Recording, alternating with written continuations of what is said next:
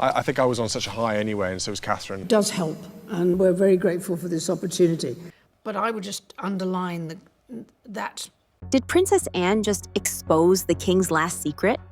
Royal insiders say Prince William is being prepared to take over. And what's unfolding behind palace doors might change history. What really triggered this move? The truth is more surprising than you think. Watch till the end and hit that subscribe button. Things are shifting behind the walls of Buckingham Palace, and it's happening more quietly than anyone expected. For months now, King Charles's health has taken center stage in royal news, not because of dramatic announcements, but because of how much he's stepped back. While many official updates speak of routine treatment and good spirits, those watching closely have noticed something more. A change, a gradual shift in who represents the face of the monarchy. Prince William hasn't made bold declarations. He hasn't taken the spotlight by force. But in event after event, there he is, stepping in for his father, leading ceremonies, meeting dignitaries, and representing Britain in a way that feels both familiar and new. It didn't happen all at once. It began subtly. William hosting a charity event here, filling in at a reception there, but the consistency grew. Soon it wasn't just a few substitutions. It was a pattern, and the palace didn't deny it. In fact, they leaned into it. What's most interesting is not just the increase in William's appearances, but how naturally they've been received. The public seems to be watching with a curious calm. It's as if everyone is waiting, quietly preparing for something big, even if no one's willing to say it out loud yet. Still, one question continues to echo in hushed tones. Is this temporary support or a quiet transfer of power? Let's keep going, because if the signs are accurate, we're already witnessing one of the most delicate transitions in royal history. If there's one person who truly understands what holds the monarchy together, it's Princess Anne. For decades, she's been a firm, unshakable presence through every royal season. Scandal, ceremony, sorrow, and celebration. Her role hasn't always made headlines, but that's exactly what's made it powerful. Anne has always been where the crown needs her most. And in recent months, whispers suggest that King Charles turned to her for something more than just support. According to royal insiders, there was a conversation, private, serious, and deeply personal, where the king expressed one final, heartfelt wish. He didn't speak about legacy or comfort. Instead, his focus was on stability, for the family and for the country. And that's where William came in. Anne allegedly revealed that Charles's final wish was for the family to fully support Prince William, not just in duties, but in trust, in quiet preparation for the role he may need to step into much sooner than expected. Why Anne? Because she's proven time and again that she understands duty better than anyone. She stood by Queen Elizabeth for decades, never wavering. And when her brother took the throne, she was immediately at his side, even serving as gold stick in waiting at his coronation, a symbolic position of immense trust and tradition. But that role wasn't just for ceremony. Parliament also named her a Counselor of State, a position reserved for the monarch's closest and most capable allies. It gave her the authority to act in the king's name if needed. Through every royal challenge, Anne has never sought the spotlight. Yet here she is again, at the heart of what could be the monarchy's most pivotal moment in a generation. What happens next may rest on whether her silent support becomes the foundation of something far bigger. William wasn't born into a typical life, and he never had a chance to grow up quietly.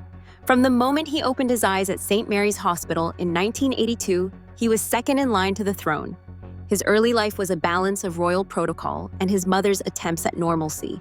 Princess Diana took him to shelters, public schools, even amusement parks, trying to give him a glimpse of the world beyond royal walls. And then came the heartbreak that shaped him forever. At 15, William stood silently beside his brother Harry, walking behind their mother's coffin in front of millions. That single moment etched something into his character: resilience, the kind that doesn't show off but quietly endures. After school at Eton, William took a gap year, not to party, but to train with the military and volunteer in countries like Chile. When he attended St. Andrews University in Scotland, he lived in a modest student flat and studied geography. It was there he met Catherine Middleton, long before the world knew her as Kate. He could have coasted, but he didn't. William chose the path of service. He trained as a helicopter pilot, served with the Royal Air Force, and flew more than 150 rescue missions in Wales. It was dangerous work, and he didn't need to do it. But he did, quietly, fully, all while remaining committed to his royal responsibilities. What makes William's rise different is that it's never felt forced. It's steady, measured, almost reluctant. But that reluctance may be what makes him trustworthy. He's not chasing the crown, he's preparing for it, whether he wants it or not.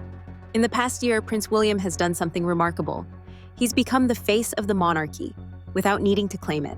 As King Charles stepped back due to treatment, William stepped forward, not dramatically, not loudly, but with presence and purpose.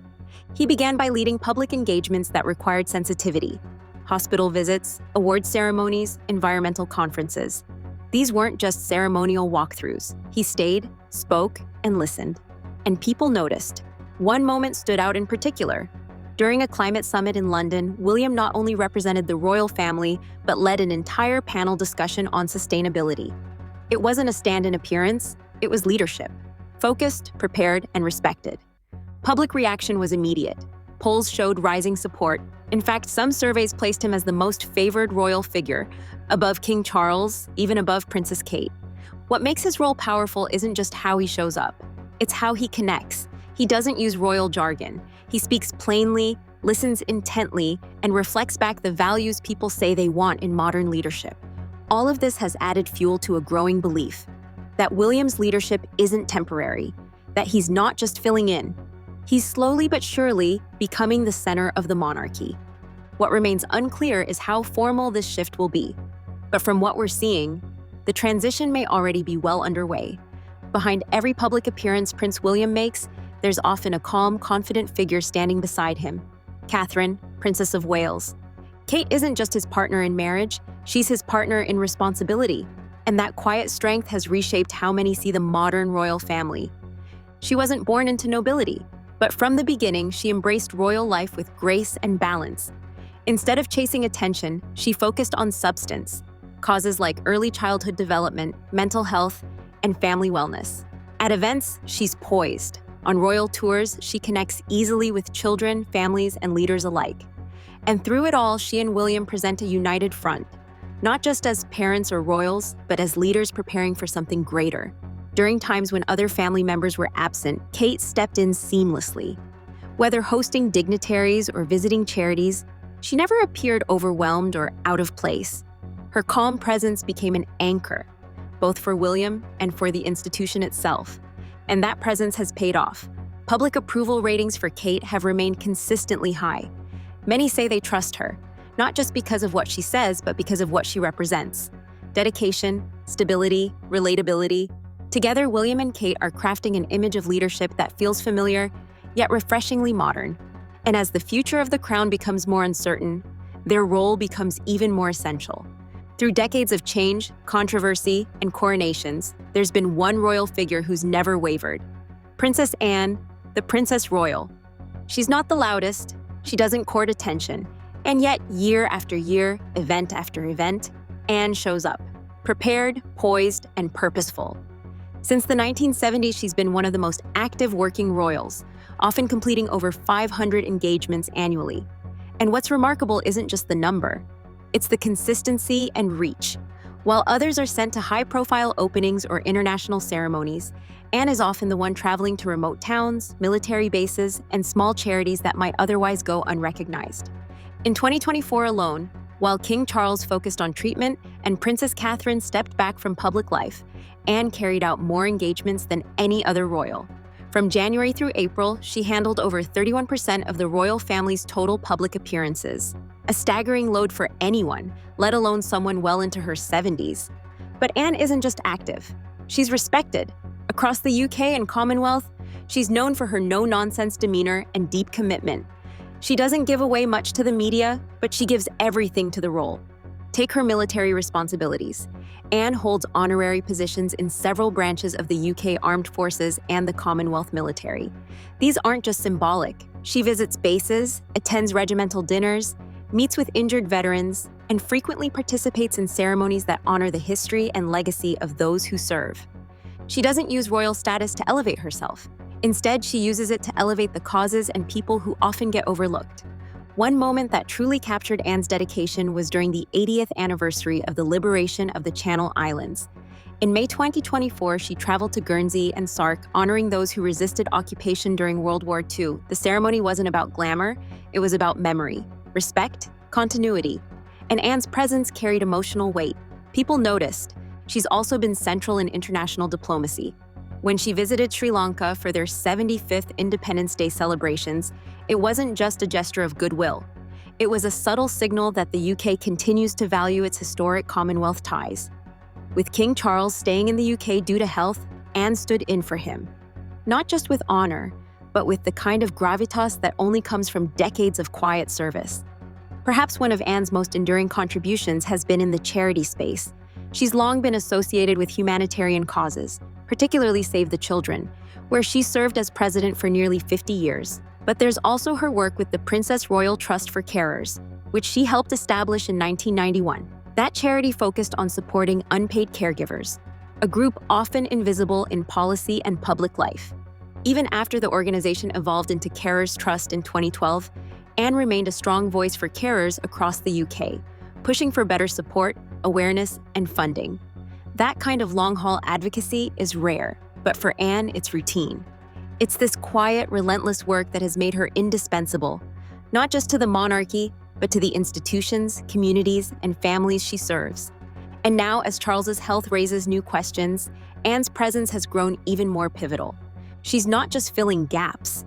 She's helping lay the foundation for a potential future shift, one where Prince William takes on more, but does so with Anne beside him, offering experience, insight, and stability. In many ways, she's the monarchy's compass. She doesn't point to herself. She points forward, ensuring that even when the path is uncertain, the direction remains clear. At first glance, the announcement about King Charles's health seemed manageable. A simple procedure, an enlarged prostate, something routine, especially for someone his age. But behind the calm language and carefully crafted press releases, something far more serious was unfolding.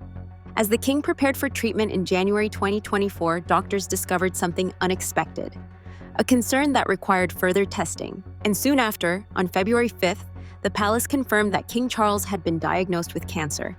They were vague. No specific type was revealed, and they made it clear it was not related to the initial prostate condition. Instead, they focused on reassurance. The king had already begun treatment, he was in good spirits, and his medical team was optimistic. But for many across the UK and the Commonwealth, the news landed heavily. The king had just recently begun his reign.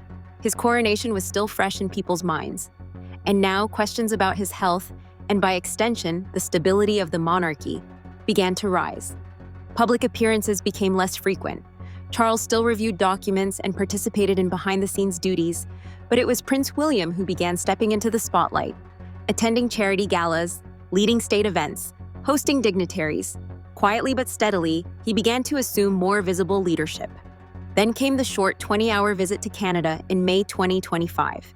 It was a tightly scheduled diplomatic stop, featuring a brief address to Canada's parliament and a few symbolic meetings. But what stood out was how short it was. Royal tours, especially to Commonwealth nations, are usually drawn-out affairs filled with pomp and multi-day agendas. This one felt restrained, not rushed, but limited, and that sparked more speculation. Was it a trial run to gauge the king's stamina? Was the short trip a public display of presence? Just enough to reassure the public, while hiding deeper limitations behind the scenes? Palace officials said everything was fine. The king was managing well. But whispers told a different story, one of careful pacing and calculated appearances, designed to maintain the appearance of control while shielding the monarch from fatigue. Meanwhile, Queen Camilla faced her own challenges. In late 2024, she was diagnosed with pneumonia. Though she recovered, she experienced ongoing fatigue and had to reduce her public duties significantly. She missed major events, including a state visit from the Emir of Qatar, where her presence was expected. These dual health setbacks created something the palace doesn't often talk about: a vacuum. Not a crisis, but a gap. A need for someone to carry the weight without drawing attention to the shift. That's when William began attending more events on behalf of the king, sometimes alone, sometimes with Kate by his side. Observers began tracking his appearances. At first, they were occasional, but soon they were regular. And then they became symbolic, not just filling in, but representing. In the eyes of the public, the optics had changed. William was no longer the heir waiting. He was increasingly the leader present, And yet Buckingham Palace continued to insist that nothing had changed. Official statements reminded the public that King Charles was still fully committed, still performing key duties, still involved in the daily life of government. But the nature of those duties had undeniably shifted. He was no longer opening Parliament, no longer leading full tours, no longer engaging in long-form diplomatic missions. Instead, his role became more strategic, guiding, advising, managing from the background. And in that space, Prince William flourished. He took on more, not out of ambition, but out of necessity. And he did it with the same calm, thoughtful approach that has earned him widespread respect. Behind the scenes, insiders say preparations are in place for every possible scenario. If the king's health were to decline significantly, the palace could activate emergency protocols. Or, if Charles chooses to step back permanently, a coordinated plan for succession would be set in motion. But for now, the monarchy continues with one foot in tradition and the other in transition. Because while Charles remains king in name and title, the reality is already clear to many. A new chapter has begun, and its author is Prince William. If you look closely at the royal family's recent steps, it's not difficult to sense a quiet urgency, a slow but unmistakable shift that suggests plans are being made behind the scenes. These aren't just ceremonial changes. They feel strategic, careful, thoughtfully timed. The last major handover in the British monarchy happened under very different circumstances. When King Edward VIII gave up the throne in 1936, it shook the empire. His decision wasn't guided by duty, but personal choice, and the aftermath nearly fractured public faith in the crown. But King Charles is not Edward. His reign, though still relatively recent, has been marked by a strong sense of duty. Even after his diagnosis, he insisted on carrying on. He reads daily government dispatches, holds private audiences, and continues to shape palace decisions. But one thing is different now. The tone of the monarchy has changed. It's more measured, less visible. The glamour is being replaced with grounded responsibility. And that's no accident. Insiders have suggested that contingency planning has already begun. If Charles ever finds himself unable to fulfill his daily role, whether temporarily or permanently, a transition process would need to unfold with precision. That's where constitutional law comes in. The United Kingdom's monarchy isn't just a family tradition. It's woven into national law. Any abdication, however graceful, would require an act of parliament. And not just in Britain, but in all 14 Commonwealth realms where Charles is head of state. That kind of coordination doesn't happen overnight, which is why observers believe the family is taking steps now, quietly preparing documents, aligning officials, and most importantly, preparing Prince William for a possible transition that may not be publicly acknowledged until absolutely necessary. The pace of William's new responsibilities isn't just a show of support, it's a soft rehearsal. And Princess Anne's deepening role beside him, that's the palace quietly pairing experience with transition, a bridge between generations. Still, the palace won't confirm any of this. Officially, the king is fine. He's working, he's recovering, but royal watchers know. If the monarchy has proven anything over the years, it's that the most important changes rarely begin with announcements. They begin in the background, with strategy, with preparation, with intention. And as history has shown, when that shift becomes public, it's often because the monarchy has already moved on, with everything already in place. Prince William isn't just stepping up. He's quietly redefining what royalty looks like in the 21st century. Gone are the days when royal leadership meant standing on balconies and waving from limousines. Today, it's about relevance, connection, empathy, and William is embracing that in ways few before him have. Take the Earthshot Prize. This isn't a vanity project. It's an ambitious, science-backed mission designed to find real, innovative solutions to the planet's biggest problems. Each year, it awards 5 $1 million prizes, not for theories, but for real working ideas that could reverse climate damage, clean oceans, and repair ecosystems. What makes Earthshot powerful isn't just the money, it's the global coalition behind it. Leaders, scientists, investors, and entrepreneurs, all drawn to a cause that William passionately promotes.